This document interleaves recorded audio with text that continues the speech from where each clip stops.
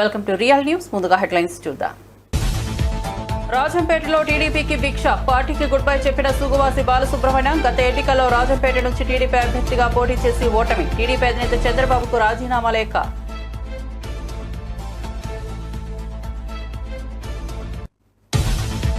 ఏడు రోజుల్లో 1 కోటి మందికి పైగా రేషన్ సరఫరా పంపిణీ చేశామన్న మంత్రి నాదెండ్ల మనోహర్. రాష్ట్ర ప్రజా పంపిణీ చరిత్రలో గొప్ప మైలురాయిగా పేర్కొన్న నాదెండ్ల, వృద్ధులు, దివ్యాంగుల కోసం ప్రత్యేకంగా ఇంటి వద్దకే సరుకులు అందించామని వెల్లడి.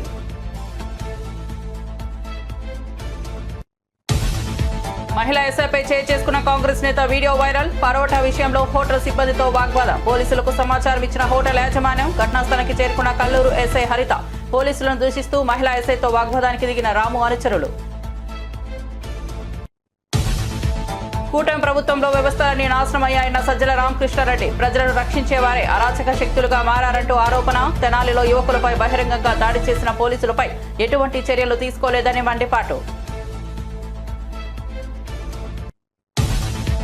తెలంగాణ భవన్లో కాళేశ్వరం ప్రాజెక్టుపై మాజీ మంత్రి power point presentation. Kaleshwaram commission ఎదుట విచారణకు హాజరవుతామని, ఎవరికీ భయపడేది లేదన్న హరీష్ రావు. కేంద్ర రాష్ట్ర ప్రభుత్వాలను చేస్తున్న దుష్ప్రచారాలను తప్పకుండా పటాపంచలు చేస్తామని వ్యాఖ్య.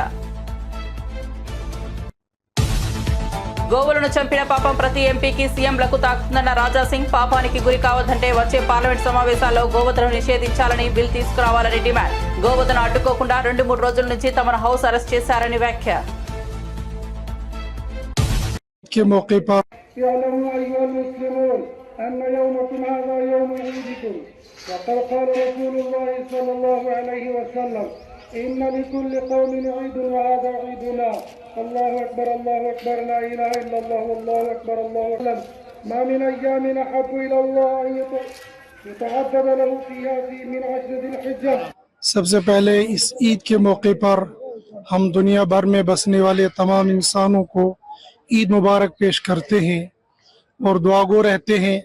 जैसे हम ईद के दिन एक दूसरे के साथ खुशी के साथ प्यार मोहब्बत के साथ मिलते हैं, बहुत सारी जगहों पर एक दूसरे का मिठाइयाँ तकसीम की जाती है। हम दुआगो रहेंगे, बल्कि अपील भी करेंगे इसी तरीके से हमको सारी ज़िंदगी एक दूसरे के साथ प्यार मोहब्बत के साथ और एक दूसरे के साथ हमदर्दी तकसीम करते हुए हम एक दूसरे के साथ ज़िंदगी गुजारेंगे। రాష్ట్ర వ్యాప్తంగా 7 రోజుల్లో 1 కోటి మందికి పైగా రేషన్ సరుకులు పంపిణీ చేయడం గర్వకారణమని మంత్రి నాదెండ్ల మనోహర్ తెలిపారు. జూన్ 1 నుంచి ప్రారంభమైన పంపిణీలో 1.46 కోట్ల కార్డుదారుల్లో 1.05 కోట్ల మందికి రేషన్, దాదాపు 99 లక్షల మందికి పంచదార అందింది. వృద్ధులు, దివ్యాంగులకు ఇంటి వద్దకే సరుకులు అందజేసినట్లు వెల్లడించారు. వినియోగదారులకు మరింత సౌకర్యంగా మారిన నూతన విధానాన్ని అమలు చేస్తున్నామన్నారు. రేషన్ డీలర్లు సేవా దృక్పథంతో పారదర్శకంగా పనిచేయాలని సూచించారు. గుంటూరులో గాయపడిన వైఎస్ఆర్సీపీ కార్యకర్త లక్ష్మణ్ రావును ఆసుపత్రిలో పార్టీ ప్రధాన కార్యదర్శి సజ్జల రామకృష్ణారెడ్డి పరామర్శించారు. ఆయనతో పాటు పలువురు పార్టీ నాయకులు కూడా ఆసుపత్రికి చేరుకుని లక్ష్మణ్ రావు ఆరోగ్య పరిస్థితిని అడిగి తెలుసుకున్నారు. త్వరగా కోలుకోవాలంటూ సజ్జల ధైర్యం చెప్పారు. పార్టీ కార్యకర్తలపై జరుగుతున్న దాడులను తీవ్రంగా ఖండించిన ఆయన బాధితులకు న్యాయం చేయడానికి పార్టీ పూర్తి అండగా ఉంటుందని హామీ ఇచ్చారు. బాధితుని కుటుంబ సభ్యులను ప్రోత్సహిస్తూ అవసరమైన అన్ని రకాల సహాయాన్ని అందిస్తామని తెలిపారు. అప్పట్లోనే చేశారు. ఒక ఆర్గనైజ్డ్ సిస్టమాటిక్ శాంతి భద్రతలను కాపాడాల్సిన వ్యవస్థ పొలిటికల్ బాసెస్ చెప్పినట్టు దానికి అనుగుణంగా మారితే ఆ తర్వాత అదే చట్టాన్ని చేతిలోకి తీసుకుంటే పరిస్థితి ఎంత ఘోరంగా ఉంటుందంటే ఒక క్రిమినల్ గ్యాంగ్కు యూనిఫామ్ వేసినట్టు ఉంటుంది అని అన్నారు. దాన్ని కోర్టు చేస్తూ మళ్ళీ ఎన్హెచ్ఆర్సీ ఈ మధ్య ఒక జడ్జిమెంట్లో చెప్పింది. దానికి 200% ఎక్కువ ఈరోజు ఇక్కడ పరిస్థితి కనపడుతుంది. ఈరోజు మేము ఇక్కడికి వచ్చి చూసిన వ్యక్తి లక్ష్మీనారాయణ అనే వైఎస్ఆర్సీపీ సానుభూతి పరుడు. ఏ పార్టీ సానుభూతి పరుడో ఏ పార్టీ కార్యకర్త కూడా ఇక్కడ ఇష్యూ కాదు. దీంట్లో క్యాస్ట్ను కూడా తీసుకొచ్చాడు. ఎవడు తెచ్చినోడు పొలిటికల్ లీడరో ఇంకోడో లేకపోతే కుల సంఘం నాయకుడో కాదు, ఓ డిఎస్పీ. ఈ సాక్షాత్తు ఈయన వీడియోలో చెప్పిన మాటల్లోనే వస్తుంది. నువ్వు ఫలానా కులం వాడివి కాదా, ఈ పార్టీతో ఎట్టున్నావు. డిఎస్పీకి ఏం పని నాకు అర్థం కావట్లేదు. అసలు డిఎస్పీ పంచాయతీ చేయడం ఏంది? 50 ఏళ్ల క్రితం వినేవాళ్ళం ఇట్లాంటివి. ఎమర్జెన్సీ, ఆ తర్వాత ఎక్స్ట్రీమిజం మొదలయ్యాక, పోలీసులకు ఎక్స్ట్రాడినరీ పవర్స్ ఇచ్చాక, వాటి ముసుగులో వాళ్లే సొంతంగా జడ్జిమెంట్లు ఇవ్వడం, వాళ్ళే పంచాయతీలు చేయడం, వాళ్ళే శిక్షలు వేయడం మొదలయ్యాయి. అలాంటిది నుంచి ఊపిరి పీల్చుకుంటూ ఒక 10-15 ఏళ్ళుగా పోలీస్ అంటే ఫ్రెండ్లీ, సిటిజన్ ఫ్రెండ్లీ పోలీస్ అనేది కాన్సెప్ట్ వచ్చి బాగా ముందుకు పోతున్న దశలో జగన్మోహన్ రెడ్డి గారి ఆధ్వర్యంలో దాన్ని పూర్తి 100% ఇంప్లిమెంట్ చేస్తున్న దశలో దాని నుంచి ఒక్కసారి తిప్పి మళ్ళీ 50 ఏళ్ళ వెనక్కు ఒక అప్రకటిత ఎమర్జెన్సీ ఆ సిచ్యువేషన్ ఈరోజు కనపడుతుంది. నీ చేతిలో ఒక పవర్ఫుల్ వెపన్ ఉండి దాన్ని చట్టాన్ని ప్రొటెక్ట్ చేయడానికి, ఇంప్లిమెంట్ చేయడానికి ఉండాల్సిన దాన్ని పొరపాటున కన్నా నువ్వు చెప్తే ఎంత ఘోరంగా ఉంటుందంటే, ఎందుకు క్వశ్చన్ చేసేవాడు ఉంటుంది, క్వశ్చన్ చేయలేము. ఎవడైతే అరాచకం జరిగిన చోట ప్రొటెక్ట్ చేయాల్సిన వాడే తనే అరాచక శక్తి అయితే ఎవరి దగ్గరికి పోతారు? ఇది బలమైన పొలిటికల్ పార్టీ కార్యకర్తలు, నాయకులకి ఈ పరిస్థితి ఉంటే సామాన్యుడి పరిస్థితి ఏంటి? నిన్నటికి నిన్న కాలేజీ, శాతవాహన కాలేజీ అని కొట్టారు రాత్రికి రాత్రి. ఇష్యూ నాకు పెద్ద దాంట్లోకి పోనవసరంలా. ఒక 50-60 ఏళ్ళ నుంచి నడుస్తున్న ఎడ్యుకేషన్ ఇన్స్టిట్యూషన్, అది రాత్రి అర్ధరాత్రి పోయి కొట్టాల్సిన అవసరం లేదు. 10 రోజుల నుంచి నడుస్తుంది. కిడ్నాప్ కూడా అయ్యారన్నారు. పవర్ఫుల్ పొలిటికల్ లీడర్, టీడీపీకి చెందిన నాయకుడు కిడ్నాప్ చేశారు ఎమ్మెల్సీ అని అన్నారు. న్యూస్ వచ్చాయి. గవర్నమెంట్ ఏం చేస్తుంది? మొన్న తెనాలిలో జగన్మోహన్ రెడ్డి గారు కూడా మొన్న వెళ్ళి వచ్చారు. అక్కడ రోడ్డు మీద పెట్టి కొడుతూ ఉంటే ఎవరిని బెదిరిస్తున్నారు వాళ్ళు? పోలీసులు. సామాన్య ప్రజలనే కదా. ఎవరికి హెచ్చరిక చేస్తున్నారు? సంఘ విద్రోహక శక్తులు అంటే నువ్వు వాళ్ళతోనే కలిసి వాళ్ళతోనే నువ్వు ఆర్గనైజ్డ్ క్రైమ్ నడిపిస్తున్నావు. నువ్వు వాళ్ళనే రోడ్డు మీద వెళ్ళి కొట్టుతున్నావు. ఎవరిని బెదిరిస్తున్నావు? టీడీపీకి రాజీనామా చేసిన సుగవాసి బాలసుబ్రహ్మణ్యం తన నిర్ణయంపై స్పందించారు. అనుచరులు ప్రజల అభిప్రాయాన్ని పరిగణలోనికి తీసుకుని పార్టీకి రాజీనామా చేసినట్లు తెలిపారు. భవిష్యత్తులో ప్రజాస్వామ్యబద్ధంగా రాజకీయ సేవను కొనసాగిస్తానని స్పష్టం చేశారు. ప్రజల సమస్యల పరిష్కారమే తన లక్ష్యమని, త్వరలో తన తదుపరి రాజకీయ దిశపై స్పష్టత ఇస్తానన్నారు. ఈ నిర్ణయం పూర్తిగా ఆత్మవిమర్శ తర్వాత తీసుకున్నదని చెప్పారు. సమావేశం ఏర్పాటు చేసి మీ అందరినీ పిలిచి మాట్లాడడం జరుగుతుంది. అప్పుడు అన్ని విషయాలు వివరిస్తాను. ముఖ్యంగా కార్యకర్తలు, ప్రజలు ఇచ్చిన సలహాల మేరకు, సూచనల మేరకు, వాళ్ళ అభిప్రాయాలను గౌరవిస్తూ వారి మనోభావాలకు అనుగుణంగా నడుచుకోవడంలో భాగంగా ఈ నిర్ణయం తీసుకోవడం జరిగింది. భవిష్యత్తులో ప్రజాస్వామ్య పద్ధతుల్లోనే రాజకీయంగా ప్రజలకు మేలు చేసేదానికి నా చివరి క్షణం వరకు ప్రజల కోసం తోడ్పాటు అందించేదానికి నేను రాజకీయాల్లో కొనసాగుతాను, ప్రజాసేవ చేస్తాను. అది ఏ విధంగా అనేది ప్రజలతో మాట్లాడే వాళ్ళ ఆలోచనలకు అనుగుణంగా నిర్ణయం తీసుకోవడం జరుగుతుంది. మీకు తెలియజేస్తాను. రాజీనామా లేఖను ఎవరికి పంపించినారు, ఎలా పంపించారు, ఎప్పుడు పంపించారు? ఈరోజు ఉదయం పార్టీ జాతీయ అధ్యక్షుడు పంపించారు. ఎందువల్ల తెలుగుదేశం పార్టీ రాజీనామా చేసేసాము? కూర్చొన్నప్పుడు మాట్లాడదాము. నేను దాదాపుగా ఒక 5-6 నెలల నుంచి అందరి అభిప్రాయాలు తీసుకోవడం జరిగింది. దాని ప్రకారం నేను నిర్ణయం తీసుకున్నాను. వైఎస్ఆర్ కాంగ్రెస్ పార్టీకి ఉన్న ఆలోచన ఉందా? ఇప్పటికైతే నాకు ఈ రోజు వరకు అయితే ఆలోచన లేదు. భవిష్యత్తులో ప్రజల సూచనలను బట్టి తీసుకునే నిర్ణయం మీకు తెలియజేసి తీసుకోవడం జరుగుతుంది. అన్న, మీరు ఇన్ఛార్జ్గా బాగా అక్కడ ప్రోగ్రాంలలో పాల్గొంటూ ఉన్నారు. మీకు పులివెందల ఎమ్మెల్సీ కానీ, రైచోటి మంత్రి కానీ, రాయంపేట చమర్తి కానీ ఇబ్బందులు పెట్టారా? అందుకే ఈ నిర్ణయం తీసుకున్నారా? అన్నీ తర్వాత కూర్చున్నప్పుడు మీకు చెప్తాను. ఉన్నారన్నా? నేను దాదాపుగా 5-6 నెలల నుంచి పార్టీ కార్యక్రమాలకు దూరంగా ఉన్నాను. నేను ఈ రాజీనామా నిర్ణయం మా తండ్రి జీవించి ఉన్నప్పుడు కూడా వారితో కూడా చర్చించడం జరిగింది. ఈ రాజీనామాకు వారి అనుమతి కూడా ఉన్నట్లే భావించవచ్చు. సమావేశం ఏర్పాటు చేసి మీ అందరినీ పిలిచి మాట్లాడడం. ఖమ్మం కల్లూరులో మహిళా ఎస్ఐ హరితపై దాడికి పాల్పడిన కాంగ్రెస్ నేత రాయల రాము అరెస్ట్ అయ్యారు. మద్యం మత్తులో పరోటా గొడవతో మొదలైన వివాదం పోలీసులపై దాడికి దారితీసింది. హోటల్ సిబ్బంది సమాచారం మేరకు ఘటనా స్థలానికి వచ్చిన ఎస్ఐ హరిత పరిస్థితిని అదుపులోకి తెచ్చేందుకు ప్రయత్నించగా రాము సాక్షాత్తు ఆమె భుజాన్ని తోసి దాడి చేశారు. ఈ దృశ్యాలు వైరల్ అవడంతో పోలీసులు రాముతో పాటు అతని అనుచరులను అదుపులోకి తీసుకున్నారు. మహిళా అధికారిపై దాడికి నిరసనలు వెల్లువెత్తుతున్నాయి.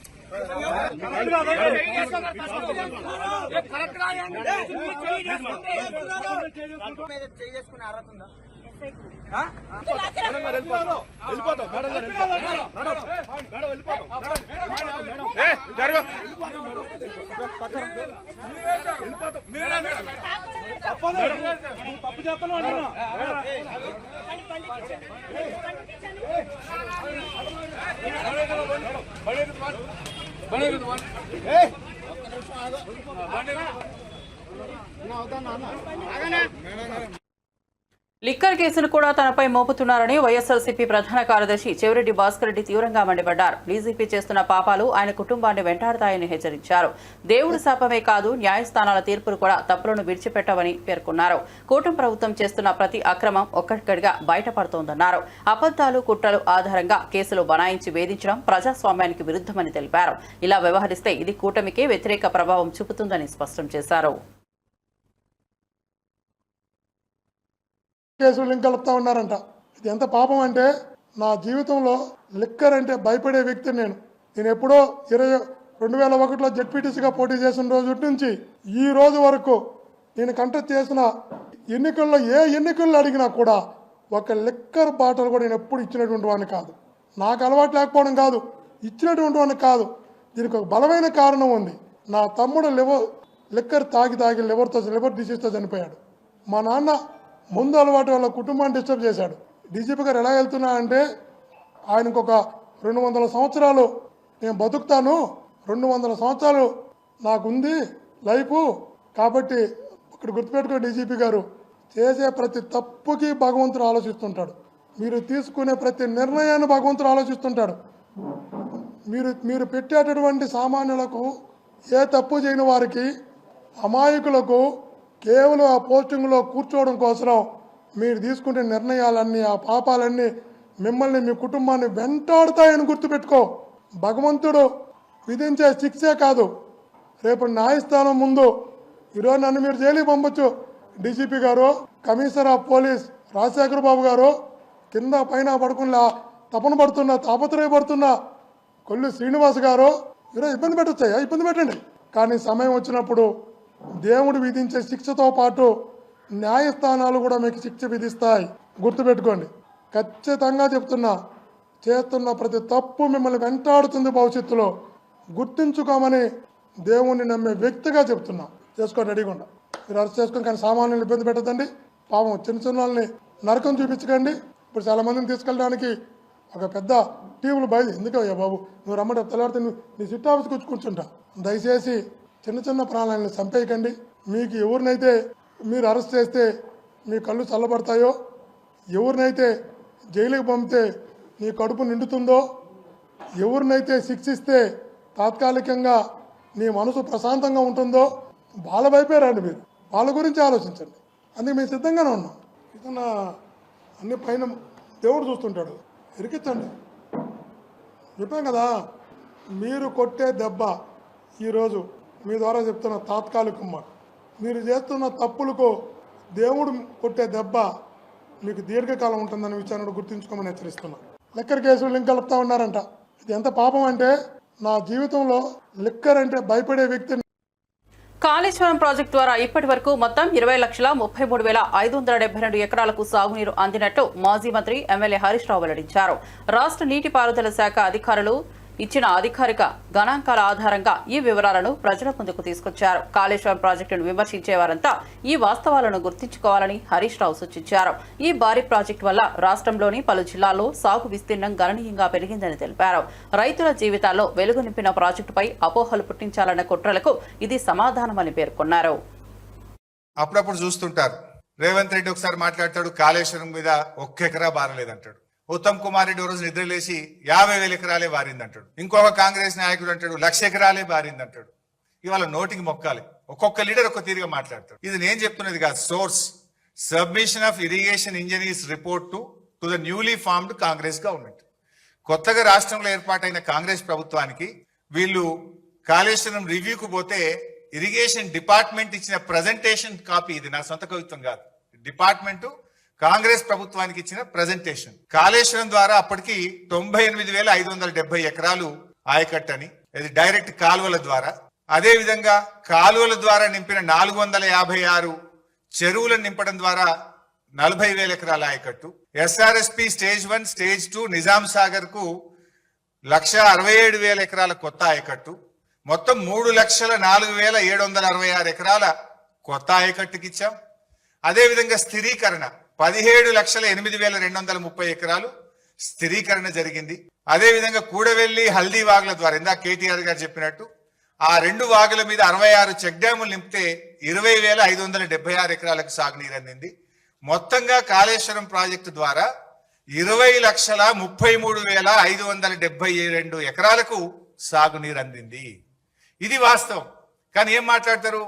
1 ఎకరా బారలేదని ఒకడంటాడు, 50,000 ఎకరాలు బారిందని ఒకడంటాడు, 1,00,000 ఎకరాలు బారిందని ఒకడంటాడు. వాస్తవానికి 20,33,572 ఎకరాలకు అప్పటికే సాగునీరు అందించాం.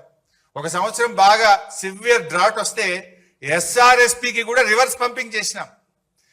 మిడ్ మానేర్ నుంచి ఎల్ఎండికి నీళ్లు తెచ్చి ఎల్ఎండి ద్వారా ఎస్ఆర్ఎస్పి స్టేజ్ 1 కు స్టేజ్ 2లో తుంగతుర్తి, సూర్యాపేట, కోదాడ దాకా కూడా కాళేశ్వరం నీళ్లు పంపించి పంటలు కాపాడింది కేసీఆర్ గారి ప్రభుత్వం. సో ఇది అంతా కూడా ఇది వాస్తవమైన రిపోర్ట్. ఇది ఇరిగేషన్ డిపార్ట్మెంట్ ఇస్తున్న రిపోర్ట్. కానీ కాంగ్రెస్ నాయకులు ఎకరం బారలే 50,000 బారింది అనేటువంటి ఒక దుష్ప్రచారం చేస్తున్నారు. ఇది వన్ పాయింట్. నెక్స్ట్, మీరు అప్పుడప్పుడు చూస్తుంటారు రేవంత్ రెడ్డి ఒకసారి మాట్లాడతాడు కాళేశ్వరం మీద 1 ఎకరా బారలేదంటాడు. ఉత్తమ్ కుమార్ రెడ్డి రోజు నిద్రలేసి 50,000 ఎకరాలే బారింది అంటాడు. ఇంకొక కాంగ్రెస్ నాయకుడు అంటాడు 1,00,000 ఎకరాలే బారింది అంటాడు. ఇవాళ నోటికి మొక్కాలి. ఒక్కొక్క లీడర్ ఒక్క తీరుగా మాట్లాడతాడు. ఇది నేను చెప్తున్నది కాదు. Source submission of irrigation engineers report to the newly formed Congress government. కొత్తగా రాష్ట్రంలో ఏర్పాటైన కాంగ్రెస్ ప్రభుత్వానికి వీళ్ళు ఈ సందర్భంగా లక్షలాది గోవులను బలి ఇవ్వడం పాపకృత్యమని, ఈ పాపం ప్రతి ఎంపీకి వారి కుటుంబానికి తాకుతుందంటూ హైదరాబాద్ ఎమ్మెల్యే రాజాసింగ్ తీవ్ర వ్యాఖ్యలు చేశారు. గోమాతను జాతీయ పశువుగా ప్రకటించాలని డిమాండ్ చేస్తూ గోహత్య నిర్మూలన కోసం పార్లమెంట్లో ప్రత్యేక బిల్లు ప్రవేశపెట్టాలని విజ్ఞప్తి చేశారు. హిందువుల ఆరోగ్య గోమాతను సంరక్షించాల్సిన బాధ్యత ప్రతి భారతీయుడిపై ఉందని పేర్కొన్నారు. రాజకీయ నేతలు ఓట్ల కోసం మౌనం వహించరాదని, ధర్మరక్షణకు ముందుకు రావాలని పిలుపునిచ్చారు. దేశంలోని పౌరులు గోరక్షణ కోసం ఏకతాటిపై ఉండాలన్నారు. ఈ రోజు బక్రీద్ ఉన్నది. బక్రీద్ సందర్భంలో మీరేం కోస్తారో అది మాకు అనవసరం. కానీ కావాలని మా గౌమాత పిల్లల్ని మంచి వ్యవసాయంకి పనికొచ్చే ఎట్లాంటి మంచి ఎద్దులని ఇవాళ మీరు కోస్తారు. అది చాలా పెద్ద నేరం, అది పెద్ద పాపం కూడా. ఆవులని సంపే పాపం, ఎవరు ఆవులని సంపుతారు కదా వాళ్ళకి ఎంత పాపం తలుగుతుంది అంతే పాపం. ఇవాళ యావత్ భారతదేశంలో ఉన్న ప్రతి ఒక్క ఎంపీ పైన కూడా ఆ పాపం తలుగుతుంది. వాళ్ళ కుటుంబ సభ్యులు కూడా తలుగుతుంది. తరాలు ఆ పాపం మీకే ఫాలో చేస్తుంది. ఎవరికైనా మీరు ఫాలో చేస్తారు కదా, ఆ పండితులకి మీరు ఒక్కసారి కనుక్కోండి. ఎందుకంటే గోవధ నిషేధం కావాలి అని పార్లమెంట్లో ఎందుకు బిల్ పెడతలేదు? ఒకవేళ గతంలో కొంతమంది ప్రైవేట్ బిల్ వేసిన సమయంలో ఎందుకు మీరు సపోర్ట్ చేయలేదు? ఒక్కసారి మీరు ఆలోచన చేయండి. ఇవాళ లాక్స్ ఆఫ్ గౌమాత పిల్లల్ని, మంచి ఎద్దులని ఈ బక్రీద్ సందర్భంలో సంపి తినేస్తారు. ఆ పాపం వాళ్ళకు 100% తలుగుతుంది. కానీ ఇవాళ నోరు మూసుకొని చాలా మంది లీడర్లు ఉన్నారు కదా, చాలా మంది ఎంపీలు ఉన్నారు కదా, ఆ పాపం వాళ్ళు కూడా తలుగుతుంది. ప్రతి ఒక్క రాష్ట్ర ముఖ్యమంత్రులు కూడా ఆ పాపం తలుగుతుంది. ఇది నేను కాదు, శాస్త్రం చెప్పిన మాటలే నేను చెప్తున్నా. అందుకోసం ఇట్లాంటి పాపానికి భాగస్వామ్యం కాకూడదు. అందుకోసం వచ్చే పార్లమెంటులో గో హత్య నిషేధం పైన, గోమాతని రాష్ట్ర మాత చేయాలి, జాతి పశువుగా ప్రకటించాలి, దాని గురించి ఒక బిల్ మీరు పెట్టాలి. ఆ బిల్కి ప్రతి ఒక్క ఎంపీ సపోర్ట్ చేయాలని నేను ప్రతి ఒక్క పార్లమెంటు సభ్యులకి నేను మరీ రిక్వెస్ట్ చేస్తున్నాను. ఎందుకంటే ఇవాళ చూస్తున్నాం మాకు హౌస్ అరెస్ట్ చేసినారు. దాదాపు 3-4-5 డేస్ నుంచి మేము హౌస్ అరెస్ట్లో ఉన్నాం. కానీ ఇవాళ పోలీస్ సెక్యూరిటీలో మంచి మంచి ఎద్దులని చంపేస్తున్నారు, రోడ్ పైన అమ్ముతున్నారు. ఇవాళ రేపు ఒక్క హిందూ కూడా రోడ్ పైన తిరగలేరు. ప్రతి ఒక్క చెత్త కుండీలో ఎద్దులు తలకాయ కనబడుతుంది, గోమాత పిల్లలు తలకాయ కనబడుతుంది. ఇంత పాపం మన భారతదేశంలో జరుగుతుంది, మన స్టేట్లో జరుగుతుంది. అందుకోసం ఈ పాపంకి ప్రతి ఒక్క వ్యక్తి సభ్యుడవుతారు, ప్రతి ఒక్క వ్యక్తికి ఈ పాపం తెలుగుతుంది. ఏ వ్యక్తి చేప మందు ప్రసాదం పంపిణీకి అన్ని ఏర్పాట్లు పూర్తయ్యాయని ఫిషరీస్ కార్పొరేషన్ చైర్మన్ మెట్టు సాయి కుమార్ తెలిపారు. హైదరాబాద్ లో ప్రతి వేలాదిగా వచ్చే రోగుల కోసం సరిపడా చేపలు, మిశ్రమ పదార్థాలు సిద్ధంగా ఉన్నాయని చెప్పారు. చేప మందు తీసుకునే వారికి అవసరమైన సహాయాన్ని అందించేందుకు అధికారులు, వాలంటీర్లు ప్రత్యేక ఏర్పాట్లు చేశారు. భద్రత, మెడికల్, ట్రాఫిక్ నిర్వహణకు సంబంధించి పగడ్బందీగా చర్యలు తీసుకున్నామని పేర్కొన్నారు.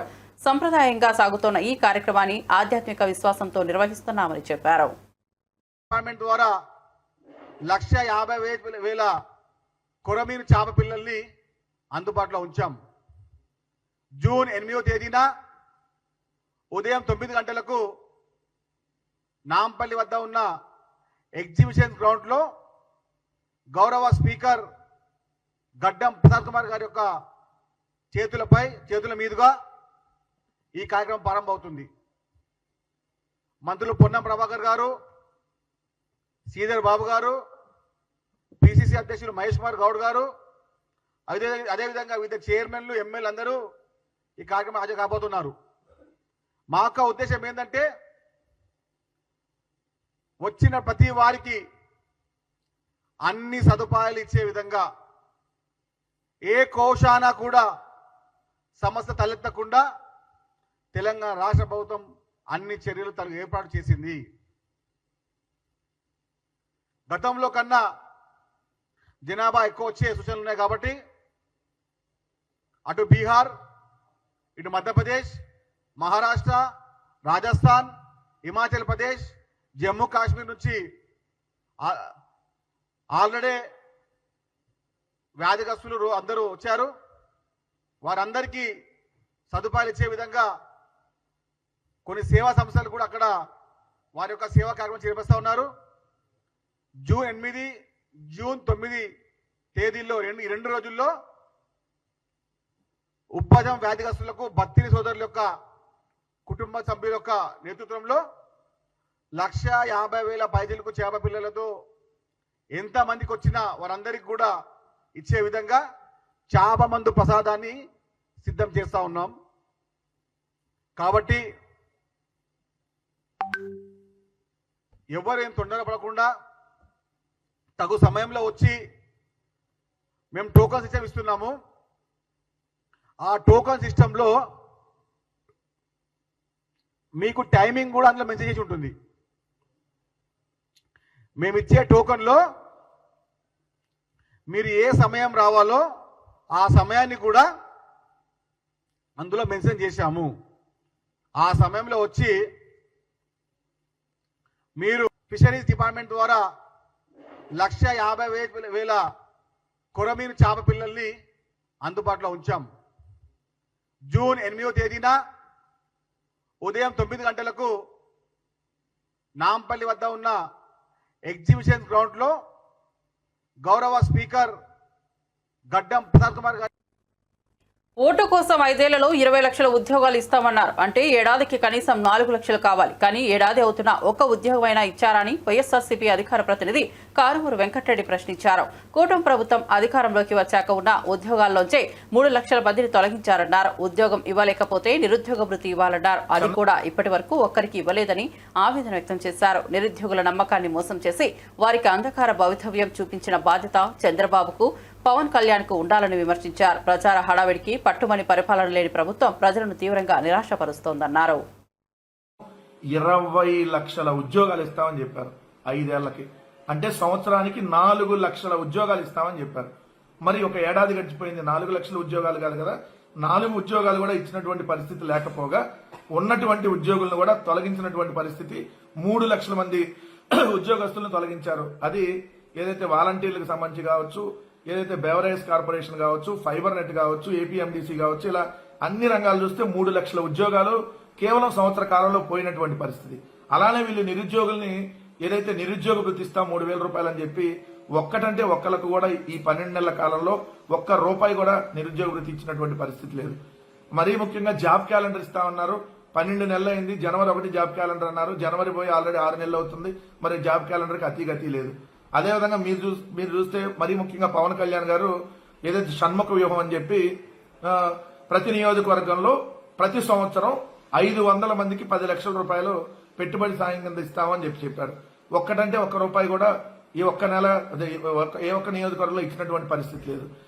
ఈ విధంగా నిరుద్యోగులు మోసం చేశారు. అదే జగన్మోహన్ రెడ్డి గారి హయాంలో అయితే నిరుద్యోగులకు సంబంధించి ఉద్యోగాలు మీరు చూస్తే 2019-24 మధ్య శాశ్వత ఉద్యోగాలు అంటే ప్రభుత్వ శాశ్వత ఉద్యోగాలు 2,31,300 అంటే 2,31,000.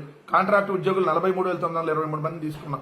అవుట్ సోర్సింగ్ ఇతర ఉద్యోగులు 3,73,168 అంటే మొత్తంగా 6,48,087 ఉద్యోగాలు జగన్మోహన్ రెడ్డి గారు 5 ఏళ్ల సమయంలో ఇవ్వడం జరిగింది. అదేవిధంగా మీరు చూస్తే మిగిలిన కొత్త పరిశ్రమల ఏర్పాటు ద్వారా 28,92,000 మందికి ఉపాధి కల్పించడం జరిగింది. మొత్తంగా మీరు ఎంఎస్ఎంఈల ద్వారా 22 లక్షలు, భారీ పరిశ్రమల ద్వారా 6,85,000, నైపుణ్య శిక్షణ ద్వారా 4,51,000 మందికి ఉద్యోగాలు. అట్లానే వైఎస్ఆర్ చేయూత్ ద్వారా 18.3 లక్షల మందికి ఉపాధి కల్పించారు. అంటే మొత్తం జగన్మోహన్ రెడ్డి గారి హయాంలో 2019-24 మధ్య కోవిడ్ 2 సంవత్సరాలు ఉన్నా కూడా 58,22,000 మందికి ఉపాధి ఉద్యోగ అవకాశాలు జగన్మోహన్ రెడ్డి గారి 5 సంవత్సరాలు కల్పించిందండి. అంటే దాదాపుగా సంవత్సరానికి జగన్మోహన్ రెడ్డి గారి హయాంలో 12 లక్షల ఉద్యోగాల కల్పన జరిగినట్టుగా చెప్పాలి. ఎందుకంటే దాదాపు 58 లక్షలు అంటే 5 ఏళ్లు, 12 60 అంటే దాదాపుగా సంవత్సరానికి 12 లక్షల ఉద్యోగ ఉపాధి అవకాశాలు కల్పించడం జరిగింది. కానీ ఈరోజు ఒక్కటంటే ఒక ఉపాధి లేదు, ఒక్కటంటే ఒక ఉద్యోగం లేదు. ఈ విధంగా నిరుద్యోగుల్ని నట్టేట ముంచాడు చంద్రబాబు నాయుడు గారు, పవన్ కళ్యాణ్ గారు అని చెప్పాలి. అదేవిధంగా ఉద్యోగులను ఏ విధంగా మోసం చేశారంటే అసలు మేము వచ్చేస్తే నెల 1 తారీఖు శాలరీ ఇస్తాం, మీకు ఐఆర్ ప్రకటించేస్తాము, ఐఆర్ అంటే మధ్యంతర వృత్తి, అలానే మీకు సకాలంలో డిఏలు ఇస్తాము అని చెప్పి ఈ రోజు వాళ్ళ అధికారంలోకి వచ్చి 12 నెలలు అయింది. ఐఆర్ ఒకళ్ళంటే ఒకళ్ళకి కూడా ఐఆర్ ఇచ్చినటువంటి పరిస్థితి లేకపోగా ఈరోజు పిఆర్సీ రహదారుల అభివృద్ధి విషయంలో రాష్ట్ర కేబినెట్ చారిత్రక నిర్ణయం తీసుకోనుందని రెవెన్యూ, గృహ నిర్మాణం, సమాచార శాఖల మంత్రి పొంగులేటి శ్రీనివాసరెడ్డి ప్రకటించారు. రాష్ట్ర వ్యాప్తంగా రోడ్ల పరిస్థితిని సమీక్షించి వాటిని మెరుగుపరిచేందుకు సమగ్ర కార్యాచరణ రూపొందించామని తెలిపారు. నాణ్యతతో కూడిన రహదారులు నిర్మించేందుకు భారీ నిధుల కేటాయింపుతో ముందుకు వెళ్తున్నామని చెప్పారు. గ్రామీణ రహదారుల నుంచి జాతీయ రహదారుల దాకా అన్ని స్థాయిలో అభివృద్ధి చేపడతామని స్పష్టం చేశారు. రోడ్లనే ఆనాడు వేసుకోవడం జరిగింది. అలా కాకుండా ప్రతి గ్రామానికి ఒక బీటీ రోడ్డు ఉండాలని, ప్రతి గ్రామం నుంచి మండల హెడ్ క్వార్టర్కి బీటీ రోడ్డు ఏర్పాటు చేస్తూ ప్రతి మండలం నుంచి జిల్లా హెడ్ క్వార్టర్కి డబల్ రోడ్డు, ప్రతి మండలం జిల్లా నుంచి స్టేట్ హెడ్ క్వార్టర్కి 4 లైన్ రోడ్లు ఎక్కడైనా మిస్ అయి ఉన్నా, లింకులు మిస్ అయి ఉన్నా వాటన్నిటినీ ఏర్పాటు చేయాలని సుమారు ఆర్ఎన్బిలో 5,190 కిలోమీటర్లు, పంచాయతీరాజులో 7,947 కిలోమీటర్లు మొదటి విడత వీటిని యుద్ధ ప్రాతిపదిక మీద హ్యామ్ మోడ్లో చేపట్టాలని కూడా కేబినెట్ నిర్ణయించడం జరిగింది. ఇవి 2.5 సంవత్సరంలో ఎగ్జిక్యూషన్ చేసి మెయింటెనెన్స్ 15 సంవత్సరాలు సేమ్ ఏజెన్సీతోనే మెయింటెనెన్స్ చేపియాలని ఈ ప్రభుత్వం చిత్తశుద్ధితో ప్రజల మీద భారం పడకుండా ఉండే విధంగా ఈ హ్యామ్ మోడ్లో యుద్ధ ప్రాతిపదిక మీద ఈ వర్కులు చేయాలని కేబినెట్ తీర్మానించడం జరిగింది. అదే రకంగా మరిన్ని అప్డేట్స్ కోసం చూస్తూనే ఉండండి రియల్ న్యూస్.